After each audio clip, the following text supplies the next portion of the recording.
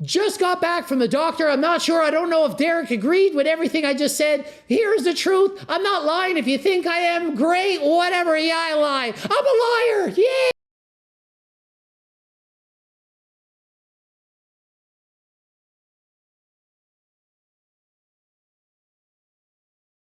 What's up guys, Derek, moreplacemoredates.com. Today we're going to be reacting to why I am really off HRT, ... So a lot of you guys sent me this expectedly because I did the first video kind of elaborating on what kind of logic there would be behind coming off of HRT cold turkey to heal a tricep injury. So there was a lot of speculation about the real reason Greg came off of HRT after his series of posts over the past few weeks describing how he is coming totally off HRT and going natty for the first time in, however many years in order to heal his tricep. And, obviously a lot of speculation from people thinking, oh, he's, making an excuse. He's just blasting. He's coming down the actual TRT now. And it's an excuse to skirt around why he's going to get smaller, or there's some health problem, or blah, blah, blah. And then I made my video, elaborating on the actual tricep injury and what kind of logic there could possibly be for expediting healing by crashing your hormones, because it sounds like a totally contradictory thing, right? So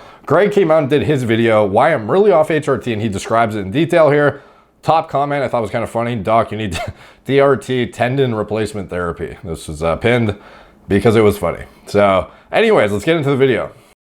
People will even say, I've been on trend since 10. But the real truth is, since that competition, I've only been on testosterone replacement therapy. Nothing else. No Primo growth hormone, Arimidex, SARMs, no T3 clan or special fat burners, nothing. Just testosterone. And why would I lie?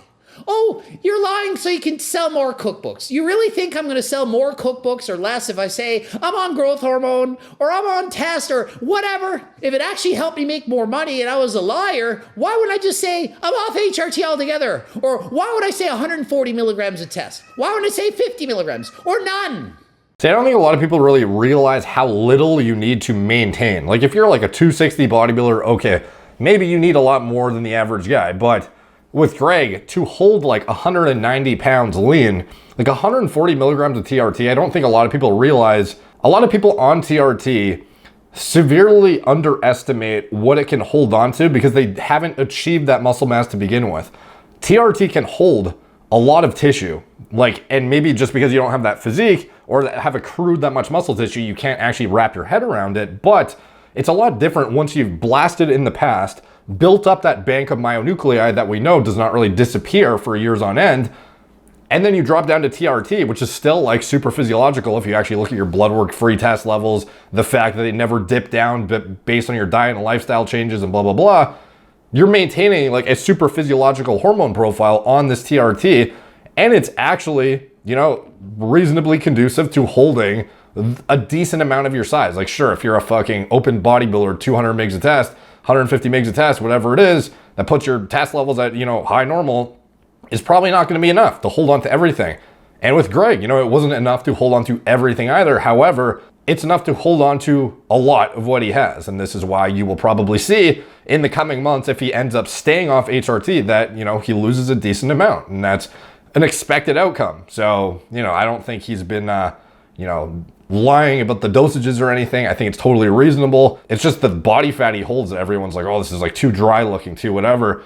I think he's just fucking lean, dude. And I think he has like more muscle than the average guy. He has great genetics, and the TRT 140 milligrams is a fucking lot, It's way better than what you'd be producing naturally, in that diurnal rhythm. You're gonna be dipping down, not being able to sustain that level, with your lack of sleep, lack of, perfect diet model, perfect everything. If anything is off at all, you're going to have suboptimal results for, that, subsequent day where your testosterone levels are not going to be peaked. And in addition to that, you already are going up and down. You're not maintaining a chronic bleed of, like 800 nanograms per deciliter. So, for me, I think this is like a reasonable, explanation of that he used his dose. The only thing that made no sense to me is coming off to heal the tendon. That's where things get a little iffy. And that's like the whole point of why I'm even, reviewing this. Think about it. There is absolutely no reason for me to lie. None. And I would actually argue that more people would watch my channel knowing I'm taking testosterone than if I didn't take it. Why should I lie? Makes no sense. So what is actually the real reason why I stopped taking HRT? Well, it goes like this. I've had pain in my triceps tendon for years. Setting bench press records, it was hurting back then, hurt after I stopped, always was hurting. And it has nothing to do with the right arm where I got in a bike accident. I broke my elbow, had the triceps tendon surgically attached on my right. The left arm, that was the bad one. The one that hurt was this arm. I broke this arm. Would have preferred to break this one because this was the one that was causing pain, but no, it was the right arm. So I literally broke this arm and had this triceps tendon reattached, and this is my good arm. My right tricep is better than my left. The one I injured is better than this one. Every time I train, it hurts like crazy. Hurts all the time. Hurts. I don't like it. I don't like pain. Tricep injury is a huge nuisance, very annoying. I've had, what's it called, tennis elbow before. Obviously not the extreme that he is dealing with, but you know, when you go into the gym and you try and work arms and you like can't even do a fucking, you know, tricep extension, you can't do a skull crusher, you can't do a close grip bench, you can't do literally anything. It's really, really annoying. So I can, you know, sort of relate to this to the point where I remember I used to, when I had a really bad tennis elbow, I used to just like be sitting there massaging my elbows between sets. And it wasn't like an actual tricep tendon problem necessarily, but it was still severely debilitating. And I can just imagine what he's going through, trying to even just like get up out of a chair or do anything that involves like hyperextending your arm or doing some shit that involves your tricep. It's probably extremely annoying. It's not fun. I'm not a UFC fighter. I don't like being in pain all the time. So I went to my doctor, talked about it, and he referred to me to a sports doctor, a specialist on this exact type of thing. So the sports doctor looked at my testosterone levels, said, oh, it's in the higher end of the normal range, you know, in the 700s nanograms per deciliter, or 27 in Canada. So 32 nanomoles per liter. It's kind of interesting how Canada always has the lowest reference ranges. It goes up to like 920 nanograms per deciliter is like a genetic hyper elite, and anything above that, you're super physiological, even though you could go to LabCorp in the States, in certain states, and end up with, 1200 is a high normal, you know, with this. In Canada, though, it's like I've seen brutal ones that are as high as like 850 for like the top end. Like it's just ridiculous nowadays. So like I would not even constitute this as, oh, like it's too high. Like to me, this is perfectly acceptable. High normal, 140 milligrams of test a week. That's what I was on. You don't have to believe it, but that's what it was. So if you don't believe it, great. I'm just that great. My genetics are that amazing. So if you doubt me, call me a liar. Thanks for the compliment. So the doctor said, what you have is a tricep tendinopathy. So yeah, I have a master's degree in kinesiology, but I'm not an expert on tricep tendinopathy. The sports doctor is. Sports doctor said, I examined a bunch of research and compiled this analysis and said, you're probably gonna heal faster if you lower your testosterone, get the testosterone out of your system, because the higher your testosterone levels, the slower it's gonna reabsorb the calcium deposits that are in there. We talked about everything, what we could do and not do. And on this doctor's expert opinion was, if I lowered my testosterone dose, it would be the fastest way to recover from this injury. And is it an injury per se? I don't know what you want to call it. It's tendinopathy. A normal tricep tendon looks normal. Everything is aligned. Everything's happy, hunky-dory. Mine, it doesn't look normal. Nothing is normal. There's extra capillaries. It's all intertwined. It's not in a line. It's not done properly. Don't want to confuse anyone. It doesn't matter. It doesn't matter! I have messed up like all over the place, like not straight, type 1 and type 3 collagen fibrils. I'm also working with a massage therapist and a physiotherapist, doing this every week, trying to heal it. So one thing to note is I think a lot of people, when they see Greg's content, or they see, my content even, or they see, other people's content on YouTube, they assume that if we know something, like we're often lumped into a category where we can do no wrong and it's impossible for us to make a mistake, or it's impossible for us to not know everything. Like I often get asked questions that I have no fucking idea the answer to, but people just assume I know the answer because it's related to physiology, biology, pharmacology, something like that. And oftentimes I'm like, I don't fucking know. And with Greg's situation where he has like calcium deposits in his tendon, like I don't know what the fucking solution would be. I would only think logically that, okay, crashing your androgen and estrogen levels concurrently would not be the best solution, especially when those are very important precursors to angiogenesis, to recruit growth factors into the area to induce recovery and whatnot. And besides staying on HRT, like some things I would speculate would only help would be, you know, intervening with, and this is just like, again, like I'm not an expert in this, this is just speculation on my part. I would think, you know, growth hormone, BPC 157, TB 500, something that looked promising too, shockwave therapy, something to break up that calcium deposition and kind of expedite the recovery process. So using that concurrently with the, you know, like pro-angiogenic, pro-recovery peptides and whatnot, I think that could, as well as obviously maintaining at least, you know, therapeutic androgenic signaling and whatnot, and estrogenic activity in the body, I would think is kind of the optimal environment to kind of expedite the recovery of this thing, you know, alongside the, you know, physio regimen they've kind of designed and whatnot. But again, this is just me speculating. If a sports doctor who has, you know, years and years of research in this specific area interprets the data, interprets, you know, the hordes of clients he's had and sees it a different way, like you would be stupid to not at least consider what he's saying, you know what I mean? So for Greg, like I'm sure he was probably skeptical as well. I was thinking like, how is this gonna help? But if a guy who is literally an expert in this field is telling you something specific, like, again, is Greg gonna not listen to his fucking doctor because of, you know, fill in the blank reason? Like I think it is only logical that if this thing has been bugging you for years and years and years and what you're doing hasn't worked, continuing to do what you're doing, you know, like something has to change. So this was obviously a drastic measure that hopefully would elicit a drastic change. And I can understand why he might consider such a like giant, you know, jump in terms of like the magnitude of this decision is quite large. And I highly doubt, you know, he took it lightly and was just like, oh yeah, you know, like let's fucking get off of literally the thing that is sustaining my physiologic functions and making me feel normal and motivated and blah, blah, blah.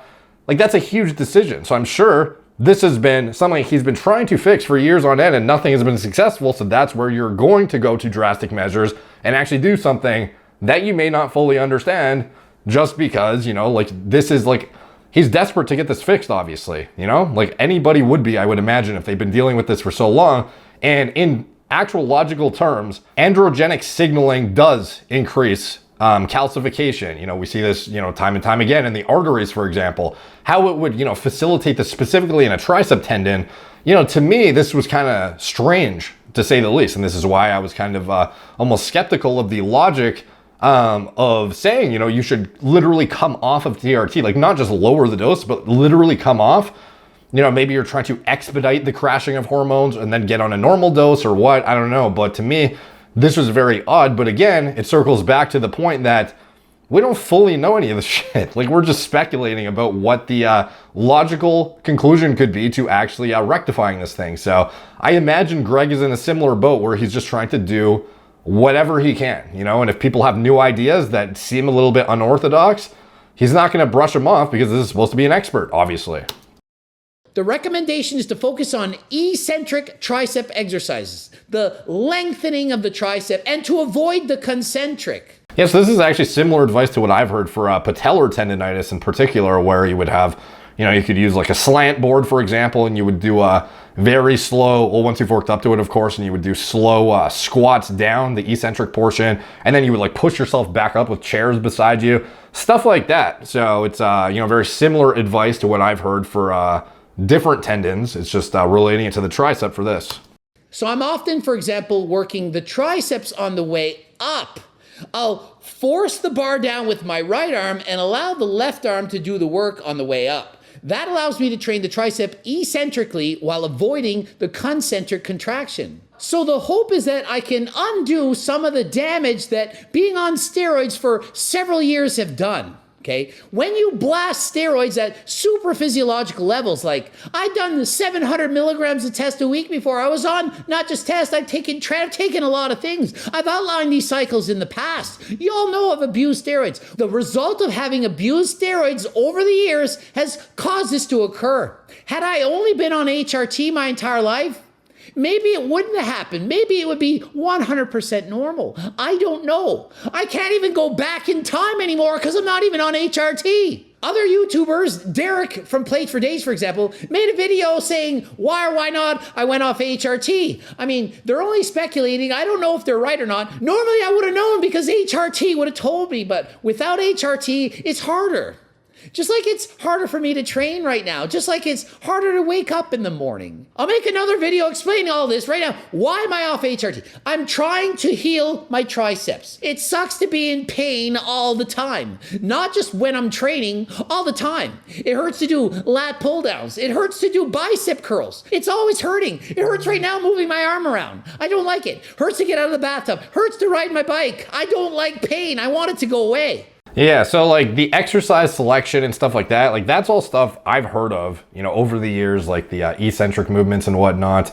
But the calcium deposits, like that was the weird thing that I was like, how significant could androgenic signaling from a HRT therapeutic replacement amount be to exacerbate this to such a significant degree that you would justify crashing in your 40s, So that is where, like I'm interested to see the, outcomes, because for me, I'm thinking that it's likely going to be a scenario where quality of life diminishes so much that it just makes more sense to be on maybe a lower dose of TRT and then see if it, helps, the calcium deposits somehow be resolved to some extent, and then, make a decision from there. But again, I'm not a fucking sports doctor. I'm just a guy interpreting the endocrinology aspect of this and wondering like how the fuck, like if you have a natural guy, he's still producing test, it's not like you're telling him to castrate himself in order to heal a fucking bunion or to heal his, like some calcium deposit somewhere. So it's just kind of interesting. Like you're not going to literally give a guy like triptorelin to castrate him in order to fix some sort of calcium deposit in his tendon. Like that would be insane. So for me, the decisions being made by the doctor, like I just don't get, Some of the comments too in my last video were like, you're being too light on Greg or whatever. And I'm like, give him more, put him under the microscope more. And I'm like, dude, like, I don't even understand what the fuck is going on. So I'm just critiquing this from as objectively as I can from the angle of, to me, it makes no sense, like personally, but I can see the logic in thinking, well, androgenic signaling causes calcification. So as long as if we just crash them as much as we can, then in theory, we might be able to resolve it in an expedited time frame. But again, that comes at the expense of your quality of life going down as well. So is there not like a happy medium? Do you even need to lower the hormones to begin with? I don't really fucking know. Years of steroid abuse is probably the cause. It's mostly like what happened. The tricep tendon doesn't get as strong as the muscle. Okay, I was very strong setting world records. I know I have shitty genetics because I read it in the comments section. I have shitty genetics. It's just steroids that did it. But, with my horrible genetics, I was able to get an IFBB Pro card and set world records. And that caused the muscles to get too strong for my body. So my triceps tendon, over years of steroid use, it's changed the integrity of the tendon. It's not the same as it was. It's worse. It's not as good. Yeah, so that's a very common thing to happen is guys who are using super physiological amounts of hormones, they end up with ridiculous strength that you should, like, physically, you shouldn't even be able to achieve realistically based on your natural hormones. And then your tendon is like literally taking the brute force of the load when it can't even adapt at the ridiculous rate that you're gaining muscle and strength at. Like how quickly you can gain strength on a, bulk phase of, fill in the blank, water retentive compound plus this, plus that. It's very fucking quick. Like anybody who's done a cycle of D-bol, DECA, like, these kind of compounds, D-bol, anadrol, etc., you know how fast your bench can go up. You know how fast your squat can go up. You know how fast all your lifts can go up. And expecting your tendon to keep up, especially when you're going for world records and shit, like it's just not, it's just not possible, unfortunately. And eventually it's going to lead to wear and tear. And I speculate, that's probably the reason why certain IFBB pros end up in, very compromised positions in their, 40s and 50s. Look at Ronnie Coleman. Look at the way he lifted versus the way Dexter Jackson or Jay Cutler lifted, very not as high weight, a lot higher volume, rather as opposed to, obviously Coleman did a shit ton of volume too. The guy was a genetic freak. But in addition to that, the heavy weights over and over and over again, like there has to be some sort of longevity minded approach. And even if you're like, that's where it gets hard though, because when you're a fucking top pro, to stimulate the muscle, you need weights that are like guaranteed to fuck your tendons up. So, it's kind of a weird place to be in. And for Greg, he was setting powerlifting world records too. So obviously, expectedly, the thing is going to take a shit ton of trauma over the years. At the time, maybe that was the way the tricep tendon had to adapt to the muscles being too strong, stronger than last time. Now, I'm not training for powerlifting records. I'm training to be fit, to be healthy, and to look good, feel good. Does that mean I'm going to be off HRT for the rest of my life? Probably not. We'll see. I'm off HRT right now. Does it mean I'll never go on again? I don't know. We don't know what's going to happen. Trying to heal this triceps. And how am I doing so far? Horrible. It's literally gotten worse. I fell going up the stairs the other day, landed on my arm to catch my weight, and it hurt a lot. And the sports doctor said I'm at an extremely high risk of a triceps rupture. If I fall in a bike crash and catch my weight, not looking good. The tricep doesn't feel normal. I don't like it. High risk of injury right now. Very likely that if I fall and do the wrong thing, that tricep, it's going to detach from my elbow and I'll need surgery. And the surgery won't just fix it. I'm like, can I just get surgery right now? Can't we just take it off and fix it and reattach it? No, unfortunately you can't. I wish you could. If I could, I would go and do it. Trust me, my health is my number one priority. If I could fix my tricep tendon with surgery, I'm flying to whatever country does it and I'm going to do it tomorrow. I can do that. I want it to be fixed. I said, hey, pretend I'm LeBron James. What would LeBron James do to fix his tricep right now? It can't do anything but what I'm doing. Maybe you can. Maybe this sports doctor doesn't know. I don't know. I say in all my videos, go listen to your doctor, ask your doctor. I'm not a doctor. I have a specialist telling me what to do. So wouldn't it be slightly naive of me to just say, I'm not listening to you, sports doctor? Think about it. What a lot of people don't realize too is how long it takes to get specialist appointments in Canada. That you could be on, a wait list for fucking months. It's not the same as where you can just, throw down some money and get an appointment the next day. You're often stuck in this, ridiculous system where if you want to get a nephrologist appointment, it's like, oh, good luck. Even if you're in fucking borderline kidney failure, we're going to put you on a wait list that's like 5-6 months and then good luck. Like make sure you stay healthy while you wait. Like that kind of thing. So if you are waiting, months and months and months, you finally get to see this specialist. He comes up with an unorthodox idea or, this is something he does all the time. I don't really know. Like you're probably going to listen to him or give him at least the benefit of the doubt in the situation. Would contradict everything I say. Listen, I'm going to my doctor. I'm doing what they're saying. I'm trying to get better. I'm trying to heal myself. We'll have to weigh the pros and the cons with the injury to see what is my best course of action. So no, it's not to get Allie pregnant. It's not to have babies. And those of you who don't know this, I already had my sperm tested while on the steroids, literally not natural. Everything was normal, 100% mobility, everything. So I am 100% fertile. Even with the steroid abuse, fertile in every way. Okay, so it's not to go have babies. It's not to go and start a family. I already got a ton of animals. It's also not because my health markers were bad. HRT did not ruin my health. By the way, his blood work that he's going to be getting in, we will be going over that for the follow-up. Cholesterol, all this stuff. I'll make another video. I'll talk about the blood work specifically, and you can see for yourself. But I didn't stop HRT to have a kid, and I didn't stop because I'm going to die of a heart attack. It's because of the tricep tendinopathy. I have that. Apparently, it's very common amongst people who abuse PEDs. So let that be a warning. It's not all good. You take testosterone, you abuse it, you might end up with a sore freaking tricep tendon when you're in your 40s. I don't know.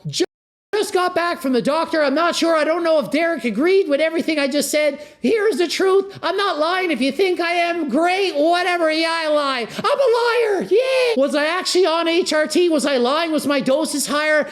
What are my test levels now? And how do I feel? I'll go over all of this in another video. Ending it here. GregDoucette.com for coaching. Greg Doucette, IFBB Pro. That was a funny ending. So, yeah, obviously, if you're willing to crash your hormones, obviously you are very dedicated to figuring out how to resolve the tricep injury. That is well understood at this point, I think. And I just question the lowering androgenic signaling down to the point where you're literally willing to risk health issues in order to get rid of some calcium. That would the same advice be given to somebody who's natural with normal testosterone production? You would not castrate a natural guy, obviously, to expedite his healing. So I'm not really sure what the logic is on this, but hopefully it's a addressed in the follow-up, or, you know, I would imagine the quality of life is going to diminish very severely on the drop of HRT, and there's going to have to be some middle ground if this is going to be the, you know, target therapy, you know, like diminishing hormones.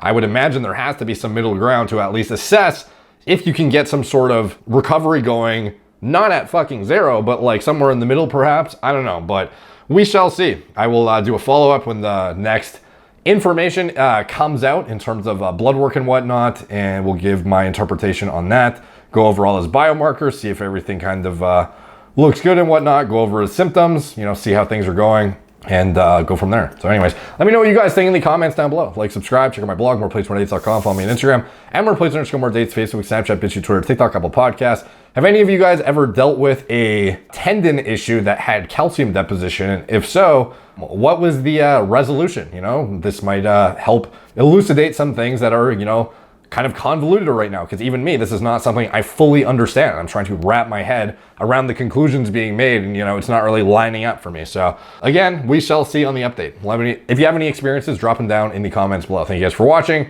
Talk to you soon.